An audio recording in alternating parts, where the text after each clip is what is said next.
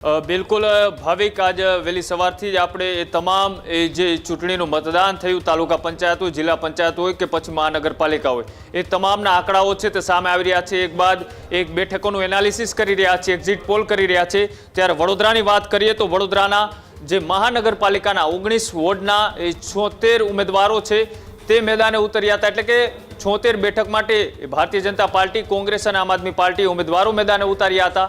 અને જે રીતના એ વડોદરાની પરિસ્થિતિની પહેલા વાત કરીએ તો વડોદરાની અંદર એ સૌથી વધારે સમસ્યાનો કોઈ વિષય હોય તો જ્યારે ચોમાસાની અંદર એ વરસાદ આવે છે ત્યારે પાણી ભરાવાની સૌથી વધારે સમસ્યા છે।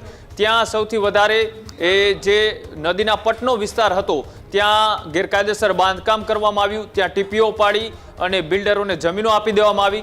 આ તે સ્થાનિક મુદ્દામાંનો એ સૌથી વધારે સમસ્યા ઊભી કરતો મુદ્દો છે।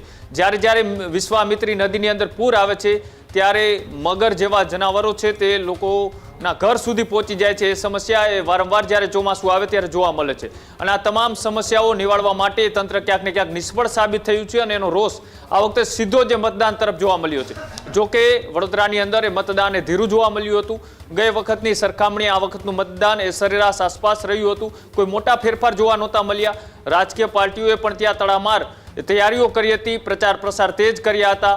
દિગ્ગજ નેતાઓએ ત્યાં લોકોને મનાવવા માટે, લોકોને રીઝવવા માટે એનકેન પ્રયાસો કર્યા હતા, વાયદાઓ વચનો આપ્યા હતા। ગયા 5 વર્ષનું સર્વેયું પણ મૂકવામાં આવ્યું હતું, લોકોએ સવાલ પણ કર્યા હતા અને વડોદરાની અંદર એ છેલ્લી ઘડીએ ટિકિટ માટે ભારે ઘમાસાણ એ સરકારી ઓફિસો સુધી પણ પહોંચ્યા હતા અને ત્યારબાદ હવે જ્યારે મતદાન થઈ ચૂક્યું છે, ઈવીએમમાં તમારું ભાવિ સીલ થઈ ચૂક્યું છે, ત્યારે વાત કરીએ તો વડોદરામાં ભાજપને 55 થી 60 બેઠક એ મળે તેવી અત્યારના સમય પ્રમાણે શક્યતાઓ વ્યક્ત કરવામાં આવી રહી છે। સાથે જ કોંગ્રેસની વાત કરીએ તો કોંગ્રેસને પણ ત્યાં 15 થી 17 બેઠક છે તે મળી શકે છે। એટલે કે કોંગ્રેસ આ વખતે ત્યાં એ થોડુંક મજબૂત થતું દેખાઈ રહ્યું છે। વડોદરાની અંદર બીજી સમસ્યાઓની વાત કરીએ તો ત્યાં ક્યાંક ને ક્યાંક અધિકારી રાજ ચાલતું હોય તેવા આક્ષેપો ન માત્ર સ્થાનિક લોકો પણ ત્યાંના આસપાસ વિસ્તારના 5 જેટલા ધારાસભ્યોએ રાજ્યના મુખ્યમંત્રીને પત્ર લખ્યો હતો અને એ પત્રની અસર એ ત્યાં જોવા પણ મળી હતી કે અધિકારીઓ એ સમયસર કોઈનું વાત નહોતા સાંભળતા, કામ નહોતા કરતા।